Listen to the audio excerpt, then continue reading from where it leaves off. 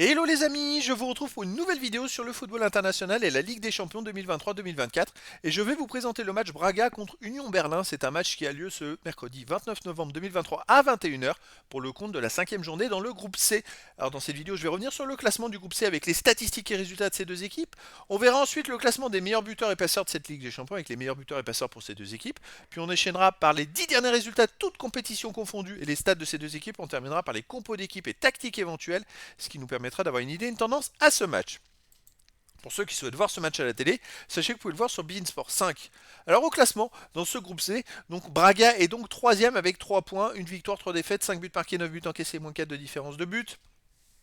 L'Union de Berlin est quatrième avec 1 point seulement, 1 nul, 3 défaites, 3 buts marqués, 6 buts encaissés, moins 3 de différence de but. Alors, l'Union Berlin, mathématiquement, pourrait peut-être se qualifier vis-à-vis de Naples, mais j'y crois pas trop. Alors, qu'est-ce qu'ils ont fait contre Naples? L'Union Berlin, on va aller voir les résultats, les confrontations directes contre Naples. Ils ont perdu l'Union Berlin, je crois, à Naples, pardon, ils ont perdu 1-0 chez eux contre Naples, et à Naples, ils avaient fait 0-0, il me semble qu'ils ont fait match nul. Un partout à Naples, voilà. Donc en fait, dans les confrontations directes, ça veut dire que l'Union Berlin est derrière Naples, quoi qu'il arrive, même si Naples perdait les deux matchs, l'Union Berlin était ex-aequo avec Naples. L'Union Berlin serait pas qualifié pour les huitièmes de finale. Donc il reste que Braga qui a une chance de se qualifier, puisque ce sont les deux premiers qui se qualifient, le troisième sera renversé en C3. Braga, s'il gagne contre l'Union Berlin, pourrait revenir à un point de Naples.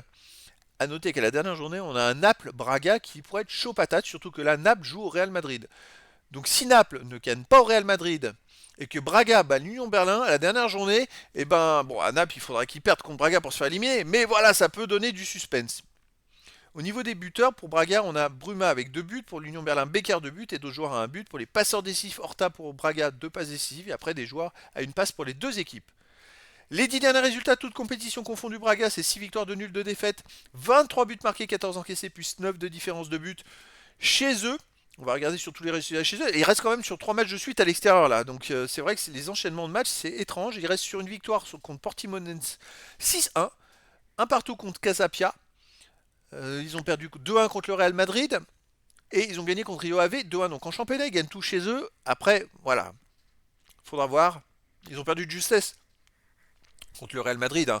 Je pense qu'ils sont plus forts quand même que l'Union Berlin qui de son côté sur les 10 derniers matchs, aucune victoire de nul, 8 défaites, 6 buts marqués, 23 buts encaissés, moins 17 de différence de but. L'Union Berlin reste sur une grosse défaite à Leverkusen, bon c'est le leader en Allemagne 4-0, un partout à Naples, plutôt une bonne performance, une défaite à Stuttgart 1-0, une défaite à Brême 2-0, une défaite à Dortmund 4-2.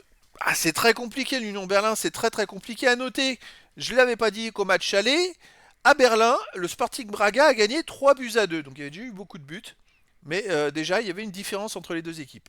Au niveau des compos d'équipe et tactique pour Braga, ça serait du 4-2-3-1 avec gardien Mateus, défense Mendes, Satsi, Niakate, Borja, milieu de terrain défensif Carvalho, Musrati, milieu offensif Elie Horta, Salazar, Jallo, attaquant Banza. Et pour l'Union Berlin, on a du 3-5-2 avec gardien Renault, défense Leite, Knock, Jekyll, milieu de terrain Gossens, Leidouni, Eberer, Kedira, Juranovic, attaquant Fofana et Behrens. Donc voilà, le décor est planté entre ces deux équipes. Bon, l'Union Berlin a quasiment plus rien à espérer si c'était éventuellement à être reversé en C3. Braga peut encore espérer se qualifier pour les huitièmes de finale. Donc je vous donne rendez-vous ce mercredi 29 novembre 2023 à 21h pour le match de la cinquième journée dans le groupe C dans la Ligue des Champions 2023-2024. Braga, le troisième du groupe C, reçoit l'Union Berlin, le quatrième. Voilà les amis, je vous dis à très bientôt pour une nouvelle vidéo.